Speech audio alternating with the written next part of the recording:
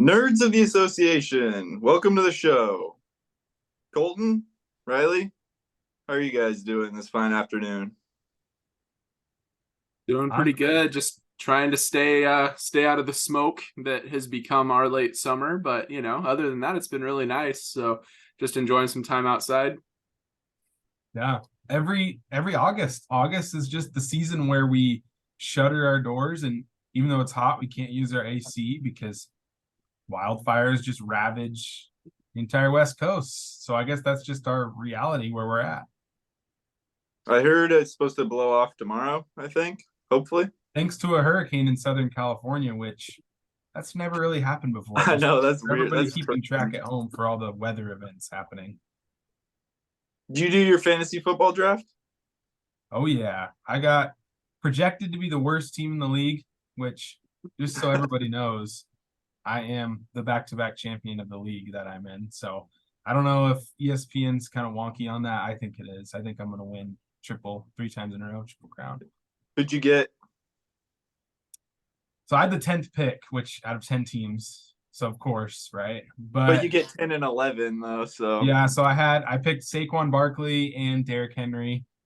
So I had some running back power. We'll see yeah. if my receivers are a little risky, more high risk receivers. And then it was hard. It was a hard draft for me with this slot. I didn't like my slot at all, but we'll see how it goes.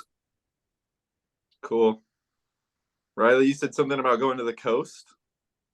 Did I hear that? I was just at the coast yesterday, which was really nice. I got to And escape. we went on Friday too, Yeah, so you're getting lots of coast time. yeah. 2 coast trips in the last like 4 days, which was really nice. Got to go hiking with Kirby on Friday around Cannon Beach, and then over to Lincoln City yesterday to celebrate a birthday in my band. That was good. And now Colton's going to the coast next. So that's what people who live in our area of the world do, by the way. In the summer, we escape from the valley to the coast. That's what we I grow tend up. to like going to the mountains, but right now it's all on fire. So hopefully things will cool off here soon. Speaking of on Breaking news. fire, What? Oh yeah. speaking of on fire, Woj bomb. Moses Brown to the Blazers coming back. 7th team in 4 years for the dude. Maybe he's gonna be the center of the future for the Blazers. What do you guys think? My first feeling is that we needed some piece to have in place for when we inevitably lose Nurkic, right? Like, because if right now, if we lose Nurkic, we literally don't have a body to put at the 5 spot.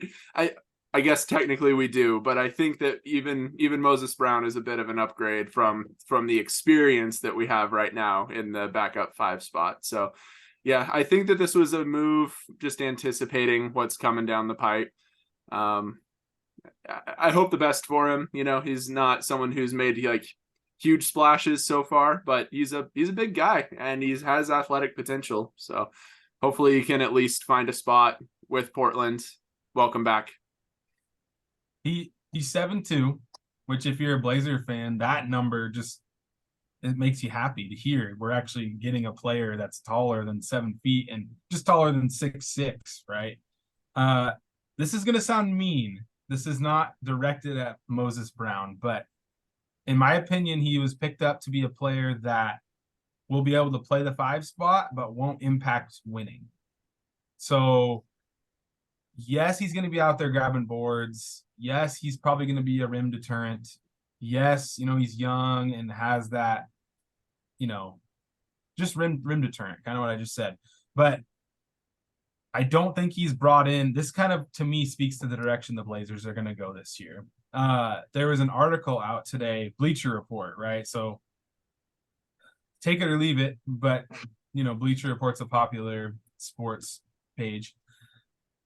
The Blazers, do you guys want to I don't know if you've seen this article. So if you have, it's not going to be as funny of a game. How many wins do you think the Blazers are projected by this Bleacher Report article?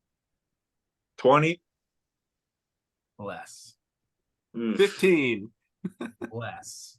Oh my gosh. My God. It's 14. 12. It's 14. So let me just say this. The Blazers are not going to be that great this year, probably, even after the results of the Dame trade. They're probably not going to be that great this year. And that's not the worst thing in the world. And Moses Brown doesn't really impact that. But when this Bleacher Report article has the Wizards at 25 and 57, I think Scoot is better than anyone on the Wizards from day one. So I don't know if we're going to be 14 and 68, but Moses Brown coming in does not impact the bottom line enough to bring us from 14 wins to, a 10th seed. I think so. That's what it is. He's depth at the position. 7-2 is needed, but he's not going to be a world shaker, even depending on how the Dame trade comes out. He's probably going to play minutes, but we'll see. I'm taking the over on 14 wins. Yeah. I think offensive. I said this. I've said this before, but I think there's a chance that they could have more wins this year than last year, and maybe the year before that.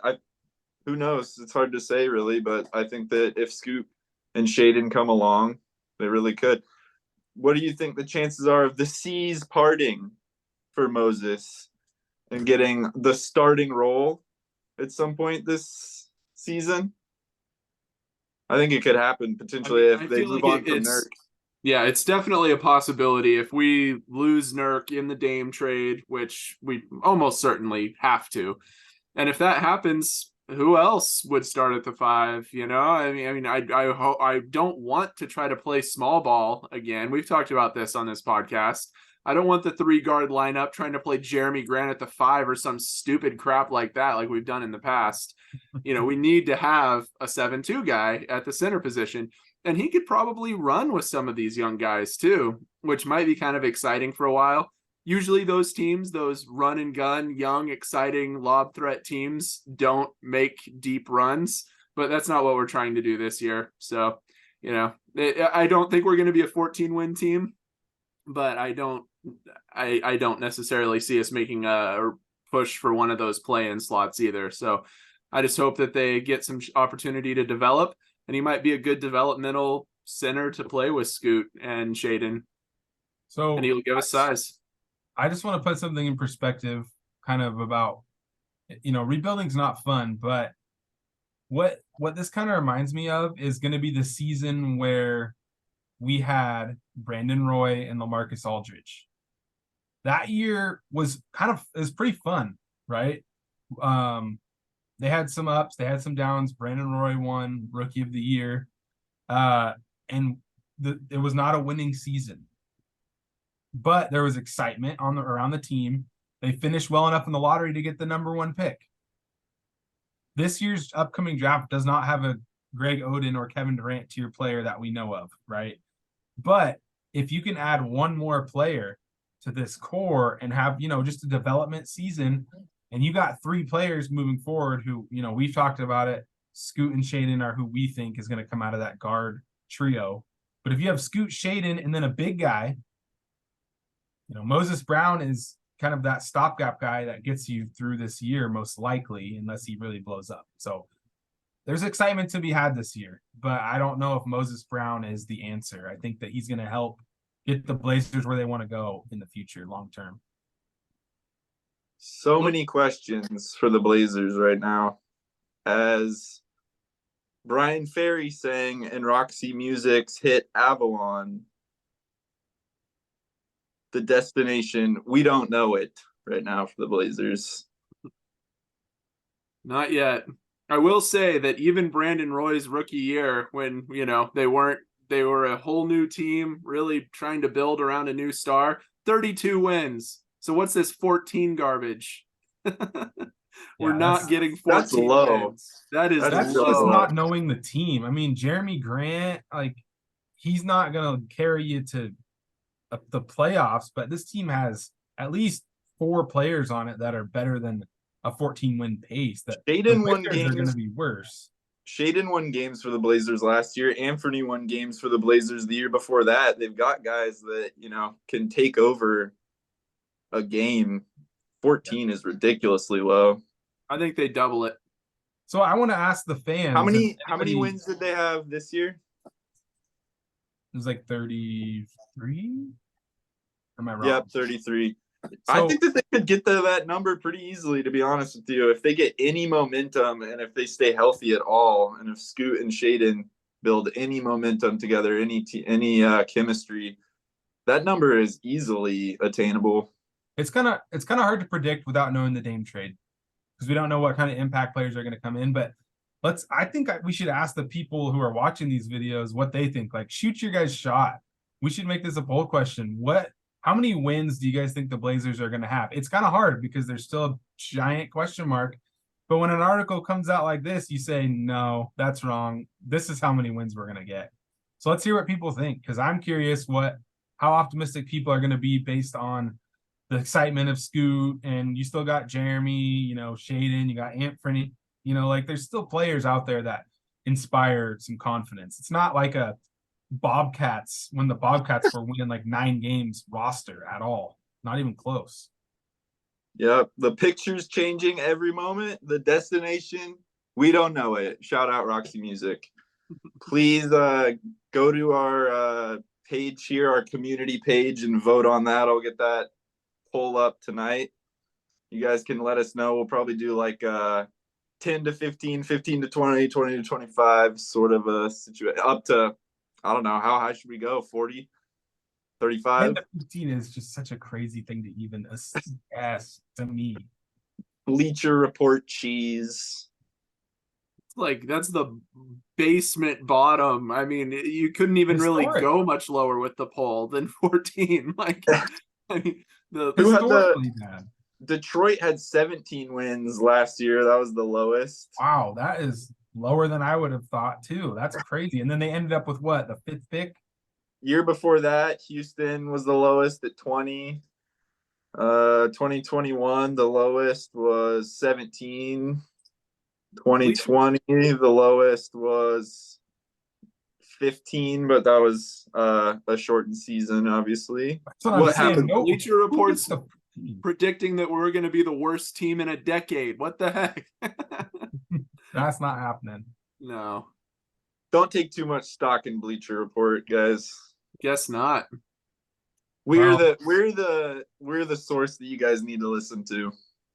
50 wins, lock it in. Western Conference Finals, lock it in.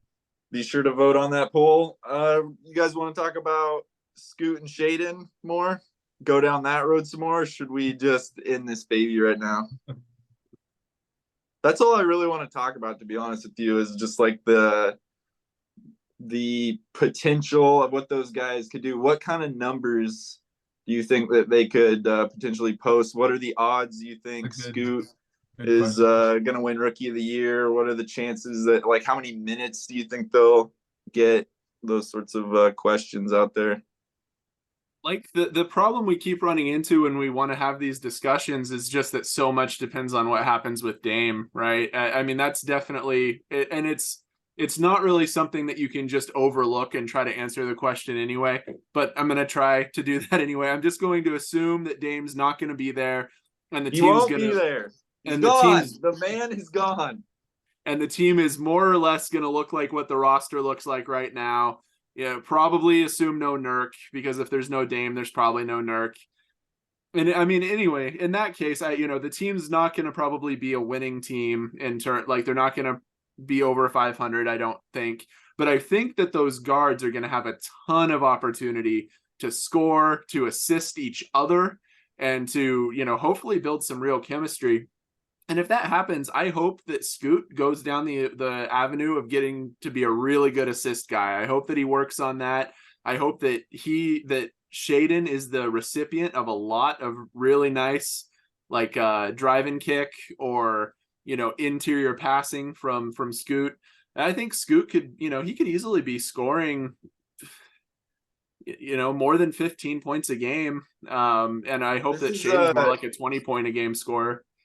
This is not a clean comparison, but like looking at last year, which I guess also he was hurt for a lot of the season, but let's look at, so Cade Cunningham's rookie year, he averaged 17.5 points, 5.5 rebounds, 5.5 assists. And then he just played a few games this last year, averaged about 20 points, 6 rebounds, 6 assists. And Jaden Ivey shot the ball terribly. He had a terrible shooting percentages all year, but averaged 16, 4, and 5. I honestly think that they could easily beat those numbers. There's nothing really that stand out or impressive. Anthony Simons might take some of the stats depending on if he's gonna be moved or if he's staying the whole season. He'll probably be him and Jeremy Grant, I guess, will probably be the number 1 and number 2 options, I suppose. But I think that he could, I think Scoot could beat those Cade Cunningham numbers pretty easily. Well, the problem is going to be overcoming the narrative. Because if Victor puts up similar numbers, like in terms of scoring and rebounding, he's going to win it. He's going to win Rookie of the Year no matter what. Like if he's even close, Victor will win it most likely. Just off the narrative alone. But I mean, Scoot's a guy. Okay, this kind of went under talked about on our podcast. So Scoot guaranteed that he's going to win Rookie of the Year because he's got the confidence, he's got the mentality, he's got the mindset. He said, "I will win Rookie of the Year." So, I mean, I know you want the players to say that. Every player should say that, but Scoot, he's probably thinks that and wants to win it. He's going to be competitive. I think there's a dark horse though, and it's somebody we're going to talk about coming up. Chet Holmgren. Chet did not play last year, so he's technically a rookie. He can win Rookie of the Year. Happened with Ben Simmons, I think, where he didn't play his rookie year and then he won Rookie of the Year. But so he's lurking out there, and then Victor's lurking, and those are Scoot's biggest threats. But I think Scoot can come out and average, like what you said, 18, 6.5 to 7 assists per game, 5 rebounds. And that could put him in the conversation, definitely, especially with how flashy his game is, with the crossovers and the crazy passes. And he's going to have the dunks. Like, yeah. And if he's got some alley-oops to Shaden, playing off Shaden, or Anthony, can catch some alley-oops too. So he has a real shot. And I agree one thing about Chet is he's playing with Shea, and a few other guys who are going to get theirs. Looks though, but they're going to be taking the majority of the shots, and the offense is going to be going through them, and that could hurt or help his case. Like you said, maybe he'll be a beneficiary of that. Maybe he'll really shine on the defensive end and the rebounding and that sort of thing, and pick and roll, that sort of thing, or it could kind of take away from it and allow Scoot, who might be, depending on if they move Anthony, which I think might be the key to his, seeing if he gets really big numbers or not. Because unlike with Chet and Shea, they play the exact same position, Scoot and Simons do. So they could really, impact each other's stats. And the voters, like you said, the media narrative, they love the stats. That's definitely going to be the overall determinant factor. But then again, looking at Victor, there's no one on that team. So if he puts up big numbers and if they win any games at all, he's going to probably run away with it pretty quickly. Even if they don't even have to win games. If he's putting up numbers, he's going to. If he's healthy, again, I think that's the biggest question for him. I mean, for every player, you could make the argument that that's the biggest thing is health. But in particular, Wemby just makes me a little bit nervous, as I think a lot of people who see him play kind of think like, man, this dude is one misstep away from a catastrophe. Yeah. Don't wish it upon him. I think that I'd love to see that kind of run from Scoot where he makes a real push for like a Rookie of the Year. I think that one thing is that the league has changed a bit. And one thing that we know is that the voters do mostly look at the stats, but they also like to look at some things around mentality or just the way that they present themselves to the media. And he definitely has that in spades. So, if he goes in and he's very much like manifesting that Rookie of the Year kind of a mentality and an energy, he's got a chance. And I do think there's a good chance that Wembanyama is going to miss more games than Scoot does. Again, like Kirby said, don't wish it on him at all. I hope that they both just play 82 games and have, spectacular rookie seasons, and that like sparks a rivalry to last a decade. I really do. But I hope Scoot comes out on top. It would be pretty exciting to have that again. Yeah, speaking of another Wembanyama Chet comparison, just don't get in LeBron's way, Wemby. Don't get in his way. All right. Yeah, be sure to vote on that poll. We might put up another poll too, saying like who's gonna win rookie of the year, what are Scoot's odds, something like that. So be on the lookout for those two polls. Thanks everyone for watching. We will see you next time.